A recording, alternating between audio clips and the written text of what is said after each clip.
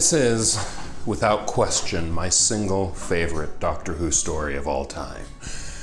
But first, I need to talk about Love Actually. Welcome to the Time Treadmill. I'm Ron, and these are my sweaty thoughts about Doctor Who.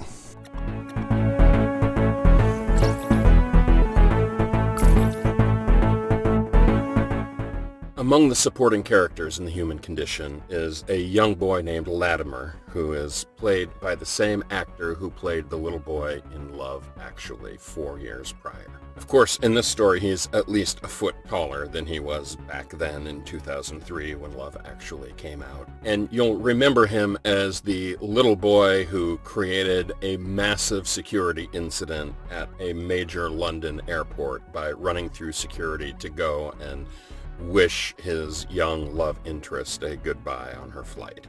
This having been filmed somewhere, one presumes, in 2002 for the 2003 Christmas release, which means, although I'm sure the script was written before 9/11, it was certainly filmed and released afterward, and it didn't occur to anyone that the big climactic scene in the airport would not come across as romantic. It would come across as a potential terrorist incident that would shut down a major transit location right at the height of the holiday season. So, hooray for Love Actually.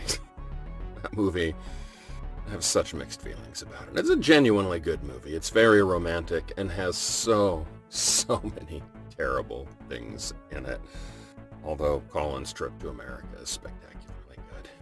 And it does feature a scene on the Millennium Bridge in London that, as soon as I saw that bridge, I thought it was amazing and I had to see it in person. And in 2012, when my wife and I went to the UK on vacation, we actually got to walk across that trip on our way up to St. Paul's Cathedral, where we got to see the spot where the Cybermen came walking down the steps and all of that. So, fond memories. Love Actually. Complicated movie. But that's not what I came to talk about today. I'm here to talk about my single favorite Doctor Who story of all time. And you can totally tell it's my favorite story of all time because I keep calling it Human Condition instead of Human Nature. The Human Condition has the Doctor and Martha being pursued across all of space and time by the Family of Blood, an alien race that wants to absorb his Time Lord energies, and he can't let them have it at any cost. And so he uses the chameleon arch to turn himself human, and entrusts Martha to keep him safe for the 2 months it will take the Family of Blood to die out like fireflies.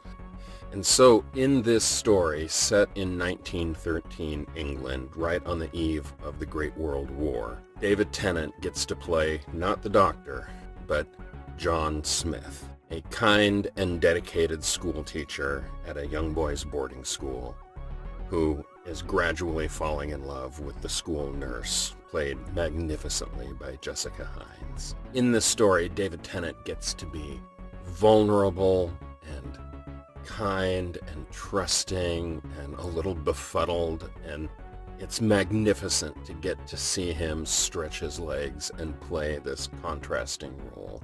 Now, it's not unheard of for the actor playing the Doctor to play a doppelganger. That happened with the first Doctor in The Massacre, and that happened with the second Doctor playing his doppelganger, the evil salamander, in one of the great stories in that era. But here, it's a little bit different, and it's a story that gets to show the Doctor what his life could be if he wasn't the Doctor. It's sort of an inverse power fantasy. So many people fantasize about if they were the swashbuckling hero. It's really interesting and unique to see the swashbuckling hero fantasize about being just a normal, average guy.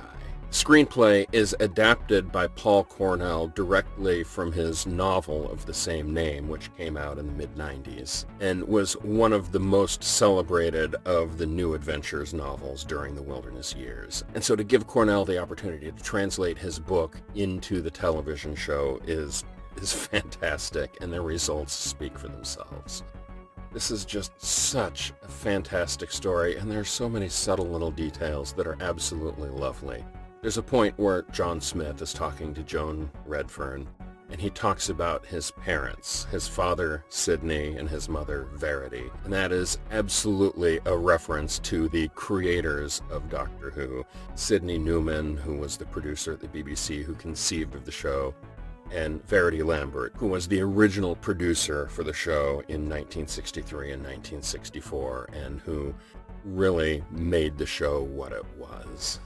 The setting is perfect, the sets and costumes are perfect, the casting is brilliant, just absolutely everything about this story is top of the line, and I adore every little bit of it.